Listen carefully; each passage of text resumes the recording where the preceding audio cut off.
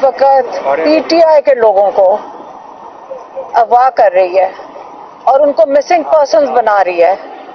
उन्होंने ये कहा कि एक वक्त था पहले कि हमें ये कहा जाता था कि क्योंकि अदालतें इंसाफ नहीं दे रही, हमें इसलिए जो दहशतगर्द हैं उनको उठाना पड़ता है। लेकिन आज ये हमें समझ आई कि आप जब लोगों को उठाते हैं, एक पाकिस्तान की सबसे बड़ी पार्टी के लोगों को, तो आप पहले का हमें नहीं पता कि किनको उठाया जाता था। आज पता चला है कि आप किसी को भी उठाकर आप गायब कर देते हैं। आपने पॉलिटिशियंस की फैमिलीज को उठाया है, आपने वर्कर्स को उठाया है, उनकी इतनी बुरी हालत में वो वापस आते हैं। आपने जर्नलिस्ट को उठाया है, और जब आप इस किस्म का जुल्म करेंगे तो आपको ये पता होना चाहिए कि ये जो एक इदारा है, जो हमारी फौज है और हमारी बड़ी कीमती फौज है, आप पूरी अवाम में, क्योंकि पीटीआई सबसे बड़ी पार्टी है, इसका मतलब अवाम में सबसे ज्यादा मकबूल है, और इसका ये भी मतलब है कि सारी अवाम में आपने हमारी फौज को बदनाम किया है, क्योंकि ये हमारी फौज नहीं कर रही। ये एक फर्द वाहिद है जिनकी इंस्ट्रक्शंस पे ये नहीं पता कौन करता है।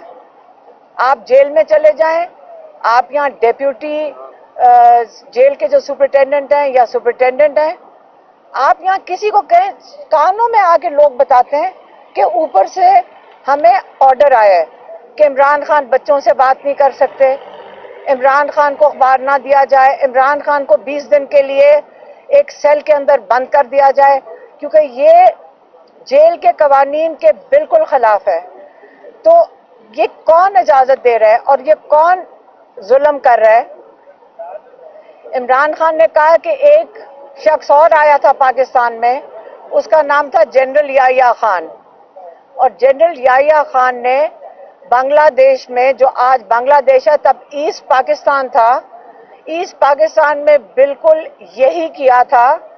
वहाँ के लोग पाकिस्तान से आज़ादी नहीं मांग रहे थे, वो सिर्फ अपना जो स्टोलन मैंडेट जो आज है वो ही मांग रहे थे। वो कहते थे हमारा हक दिया जाए, क्योंकि जीते जो ज्यादा सीटें थी वो मुजीबुर रहमान की थी, लेकिन क्योंकि जो क्या नाम था याहिया खान, वो पाकिस्तान का सदर बन के अगले 10 साल बैठना चाहता था, उसने पाकिस्तान के साथ बहुत जुल्म किया था और वहां पे लोगों के साथ बड़ा जुल्म किया था। तो ये अगर आज तारीख दोहराई जा रही है तो आप इसको सिर्फ याहिया खान के साथ क्या कहते हैं कंपैरिजन कर सकते हैं। उन्होंने ये दूसरा पैगाम उन्होंने वकीलों के लिए दिया है। उन्होंने ये कहा, इमरान खान ने, कि एक वक्त था मुशर्रफ के वक्त जिस वक्त एक चीफ जस्टिस को हटाया गया था, जो कि लॉयर्स के मुताबिक नाजायज हरकत थी उनकी तरफ से, मुशर्रफ साहब की तरफ से। तो उसके लिए वकला ने बहुत बड़ी तहरीक की थी, लेकिन अब ये हुआ है कि पूरा सुप्रीम कोर्ट के ऊपर कब्जा कर लिया गया है।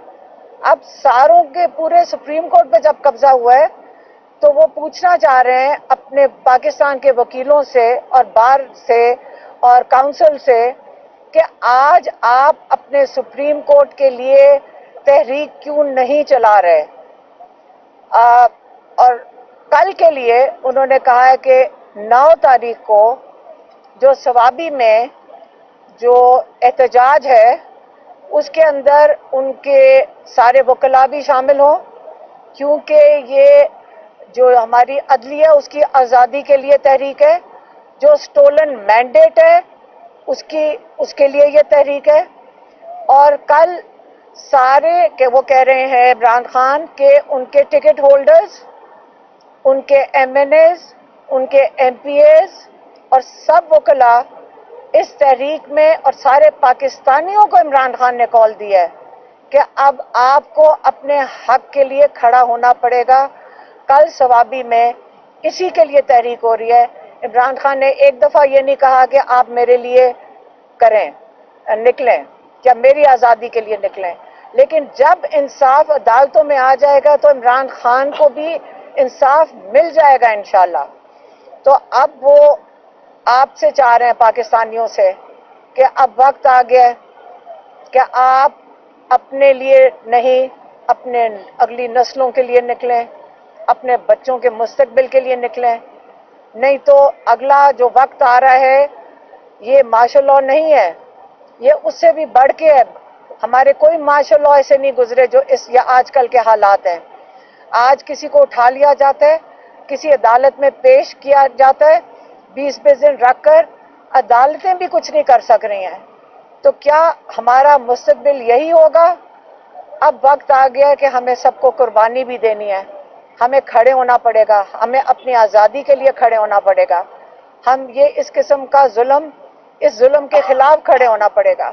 اور یہ عمران خان کا پیغام تھا کہ اگلا جو لائے عمل ہے، انہوں نے یہ بھی بتایا ہے کہ کل 9 تاریخ کو اگلا لائے عمل دیا جائے گا۔